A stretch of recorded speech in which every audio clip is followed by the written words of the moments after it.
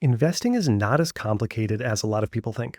Some of the world's greatest investors, like Warren Buffett and Charlie Munger, rest his soul, talk about this all the time. It's not rocket science, and people tend to overcomplicate it.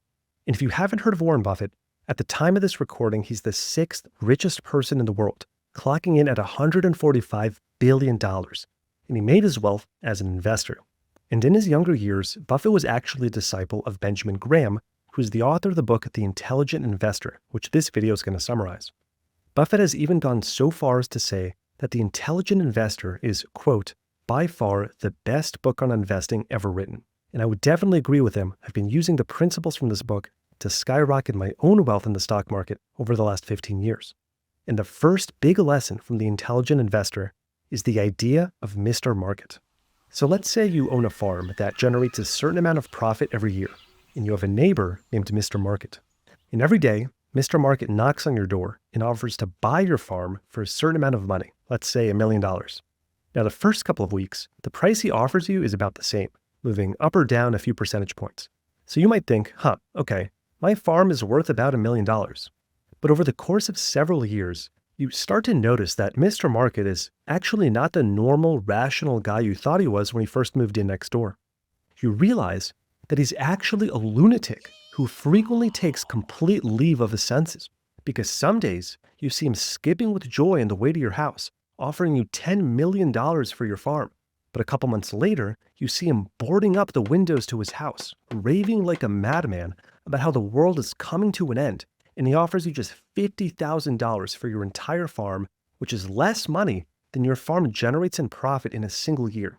And so you realize that when you're trying to figure out the true value of your farm, you can't just take what Mr. Market is offering you at face value.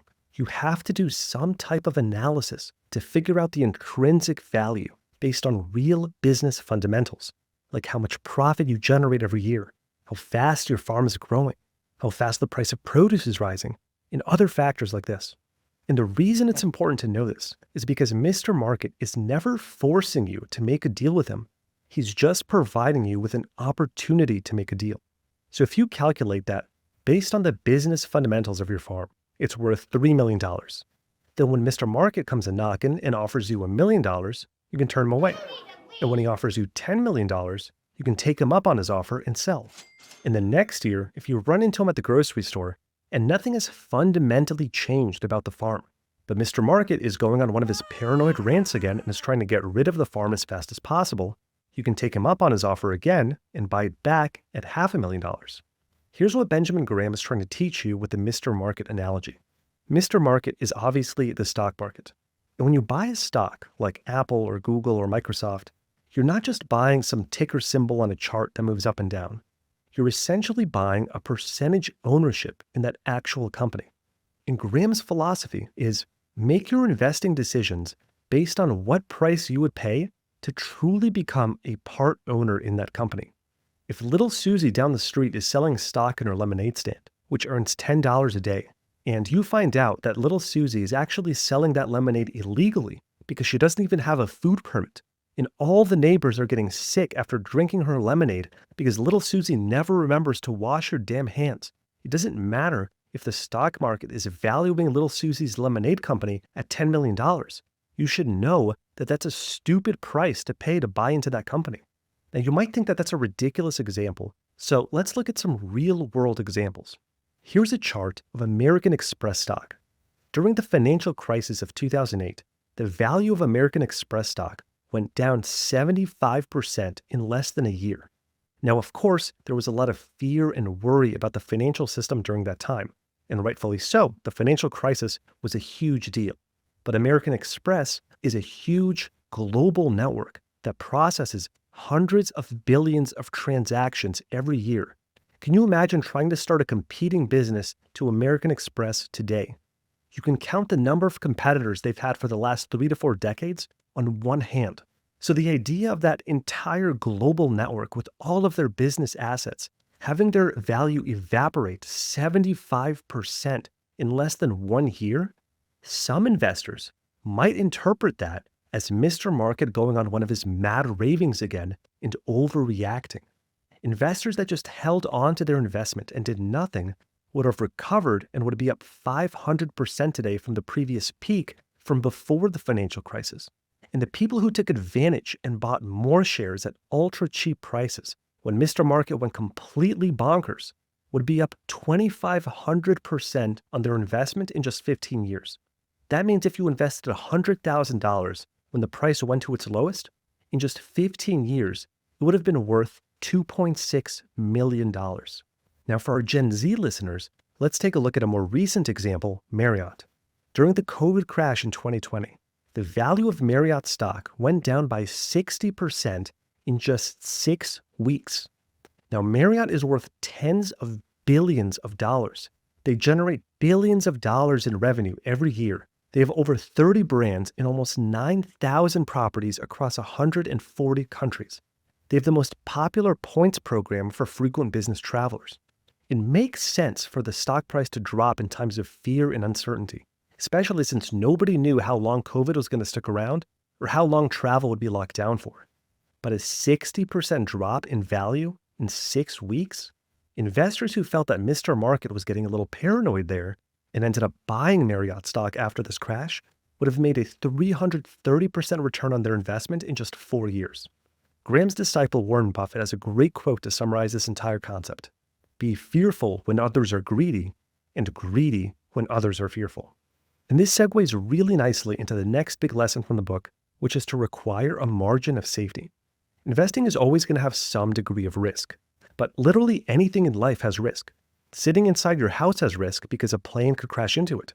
Holding your money in a checking account has risk because it could be severely devalued by inflation.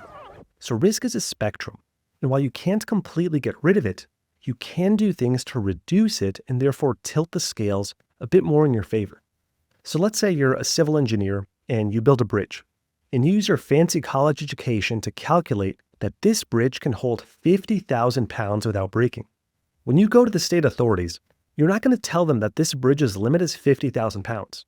You're going to tell them that they should not exceed 45,000 pounds or 40,000 pounds because there's always some risk of the unknown, and you want to protect yourself with a buffer, which Graham calls your margin of safety.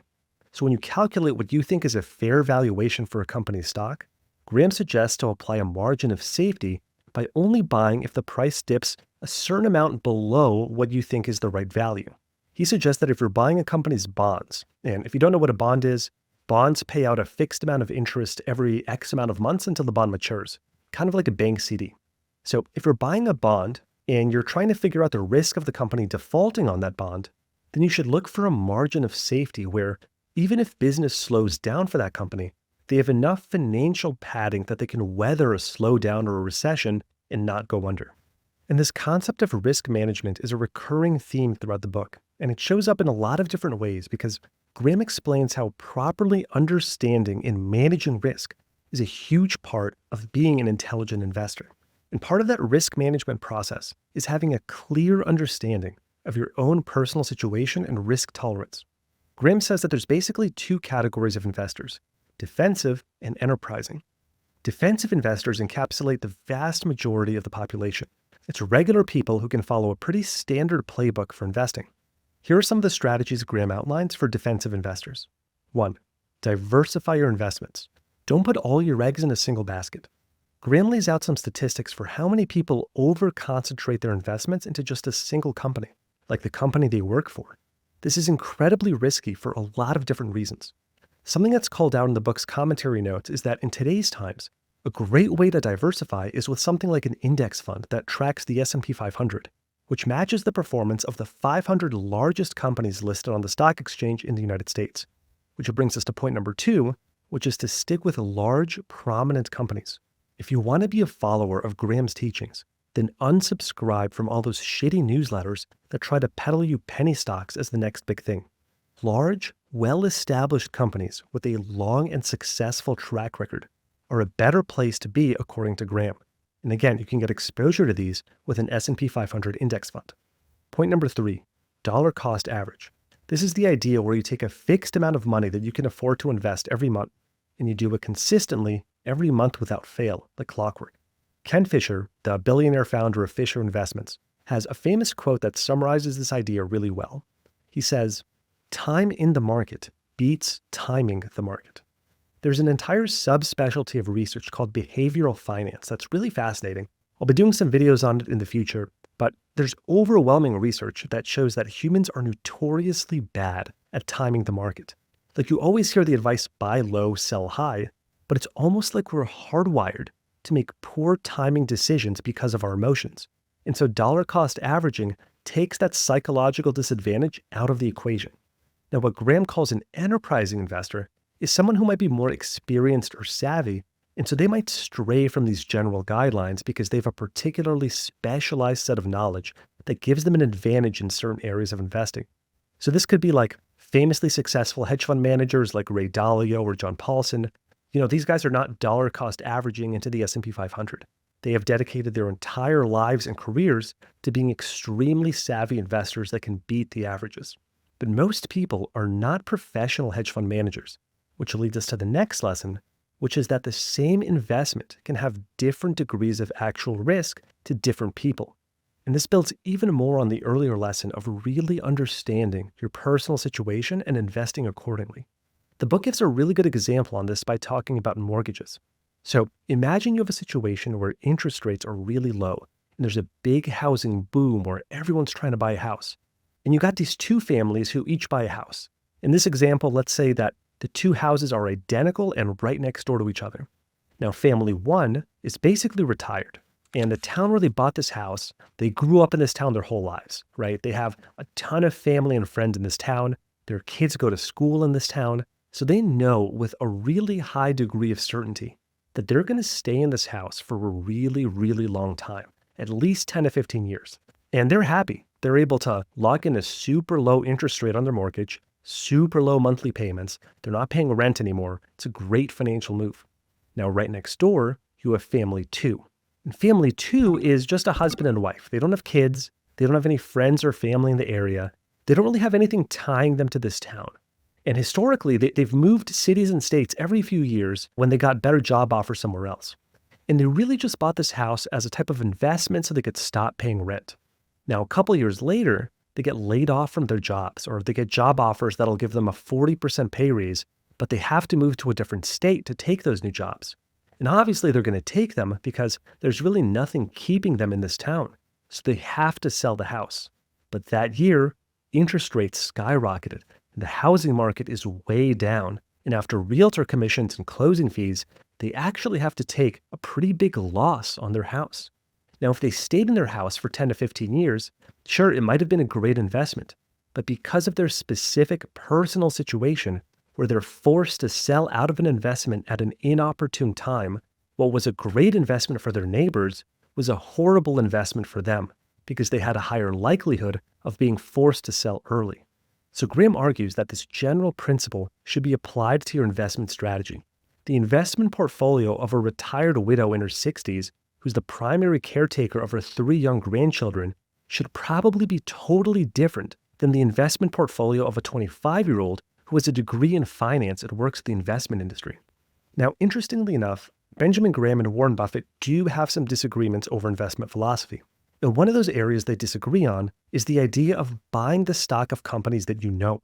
So Buffett recommends buying companies that are in what he calls your circle of competence. The idea is if you really know the companies and understand them, you'll be more likely to succeed than if you branch out into areas where you're not as familiar.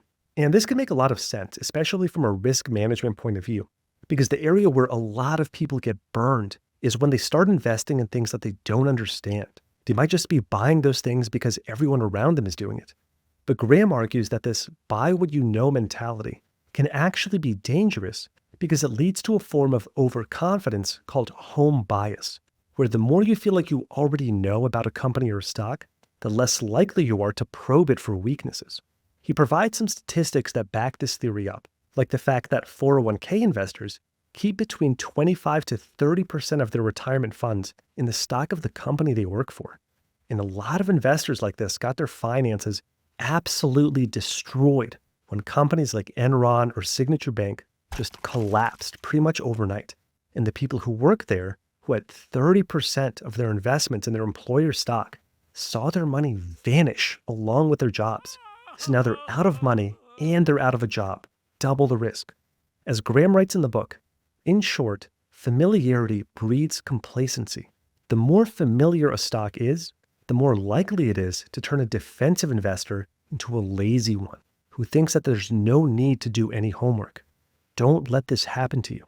Now, a happy medium approach that Graham does approve of is that you can still buy what you know so you don't get burned on investments that you don't understand, but you should simultaneously be following the other principles from the book in parallel, meaning that you diversify instead of putting your entire investment portfolio into just one or two companies, and that you don't get lazy and still do the work to actually analyze the businesses that you're investing in instead of just buying them because you feel like they're good companies since you see them everywhere. Now, if you want to dive deeper into topics like finance and investing, I'm linking some related videos on the screen that I highly recommend, like my summary of Morgan Housel's book, The Psychology of Money. And if you like this summary and you want to see more like it, please do me a favor and hit that like and subscribe button. It really helps support this channel so I can keep coming out with more content just like this. Thanks again for watching, good luck in your adventure, and I'll see you in the next one.